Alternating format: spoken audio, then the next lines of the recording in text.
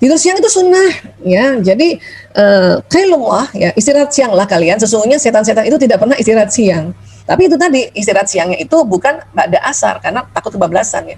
Jadi habis sholat zuhur maka mau ke asar silakan tidur siang. 1,5 jam itu udah siklus yang satu siklus, ya sudah asik, ya. Nah, jadi manfaat tidur siang ini bagi kesehatan banyak sekali. Ya, walaupun banyak orang menstigma orang tidur siang, ya itu katanya malas, nggak produktif, hanya untuk anak kecil dan orang tua dan orang sakit. Ya, padahal sebetulnya ada ya sunnah Rasul untuk kita tidur siang. Untuk apa? Memperkuat sistem kekebalan tubuh, meningkatkan kemampuan daya ingat, meningkatkan kewaspadaan, memicu kreativitas dan mengurangi stres. Ya, saya sering dengar itu orang-orang hebat itu tidur siang di kantornya sebentar aja. Ya. Termasuk Pak Habibie, makanya di tempat beliau itu selalu ada tempat istirahatnya gitu, ya. Nah, jadi ini harusnya kita begini. Makanya zaman dulu kita disuruh tidur siang sama ibu kita, ya. Sekarang kita suka ngoyo, ya, nggak mau tidur siang. Kalau Bu Isa misalnya seneng banget nih kalau misalnya siang-siang itu ada di mobil, ya, habis sholat zuhur, misalnya habis dari Rumil, habis sholat zuhur, ya, habis makan sama Bu Vera, sama Bude, sama teman-teman Rumilers lain, terus kan pulang nih kan dari Rumil ke rumah Bu Isa tuh 2 jam, tidur di mobil, itu enak banget, enak banget itu, ya. Makanya pas sampai rumah udah sehat lagi, udah ini ya semua manfaat-manfaat tidur siang di mobilnya itu dapat, ya enak. Nah sekarang nih yang malah aneh nih pas di rumah, ya aduh ini sulit banget tidur siang. Kenapa? Karena ada acara siang. Aduh itu ya mau bilang sama Mbak Nining kalau bisa nih ya pertengahan tahun yang siang udah dikosongin deh, Ci. Pengennya begitu. Cuman kadang-kadang nggak tega juga sama ibu-ibu. Tolonglah Mbak Nining siang aja sebentar aja. Mana ada acara kita bisa sebentar aja, ya. Oke, baik. Dan Rasulullah, ini Rasulullah, ya, tidur hanya beralas tikar, masya Allah. Abdullah ibnu Mas'ud radhiyallahu berkata, Rasulullah SAW biasa tidur di atas tikar, dan ketika beliau bangun tampak bekas guratan tikar pada bahunya. Maka kami berkata, wahai Rasulullah, kami ingin membuatkan kasur untukmu. Kata beliau, apalah artinya dunia ini bagiku? Aku di dunia ini hanyalah laksana seorang pengembara yang berteduh di bawah pohon. Dia beristirahat dan kemudian meninggalkannya, ya Allah, ya Rabb. Tapi orang Jepang tanpa sadar mereka juga mengikuti ya tidurnya Rasulullah. Ya alasnya cuma tikar aja.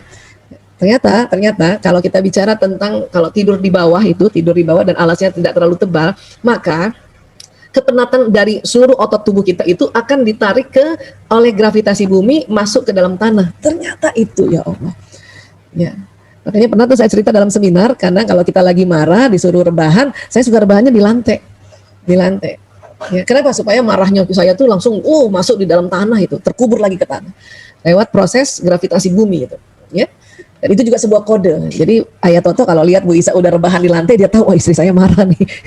Anak-anak juga mulai tahu juga gitu. Tapi semata-mata kalau Bu Isa supaya cepet rilis, cepet energi negatifnya itu kembali aja ke tanah lagi, supaya kita pas bangun udah segar lagi, udah bisa senyum lagi sama suami, senyum lagi sama anak-anak, ya. Nah itu. Tapi ini dia luar biasa, ya. Makanya di dalam salah satu sunnahnya Rasulullah adalah sebetulnya tidur beralas tikar, karena memang banyak banget manfaatnya, ya. Kemudian apa lagi? Tidak tidur tengkurap. Nah, ini yang terakhir, ya. Kebiasaan tidur sehat ala Rasulullah berikutnya adalah dengan tidak dalam posisi tengkurap. Abu Hurairah berkata bahwa Nabi SAW melihat seseorang berbaring tidur dengan posisi tengkurap. Kemudian beliau bersabda, ini adalah cara tidur yang tidak disukai oleh Allah. Ya, teman-teman yang masih sering tengkurap, cobalah latihan untuk ya hindari ini.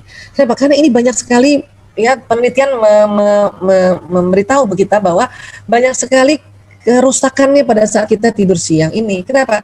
Ini tulang belakang saraf-saraf ini terbebani dengan gaya dari atas.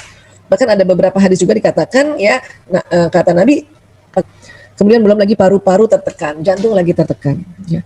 Ada dulu ilmuwan bilang bayi tidurnya ditelungkupin. Kalau saya nggak pernah mau begitu. Kenapa? Karena tahu ini hadis Rasulullah dan itu bahaya, dia akan makan semuanya. Ya, tidur dimiringin aja, miringin ke kanan, ya apa-apa. Ya, kalau udah terlungkup gini ini bahaya, karena memang sudah jelas-jelas dibilang ini adalah tidur antifiksis yang ada di dalam tubuh ini. Ya, jadi sekali lagi teman-teman, tadi kita sudah belajar tentang apa yang terjadi pada saat kita tidur secara simpel, ya. Karena kita kalau belajar yang lebih detail sakit kepala, ya. Kalau orang tidur aja dibahas oleh para ilmuwan itu sakit kepala. Kita belajar yang simpel saja, ya. Kemudian kita juga tahu tadi gangguan-gangguan tidur dan kemudian kembali. Jadi kalau gitu tidurnya gimana? Baca lagi, ya. Baik, terima kasih.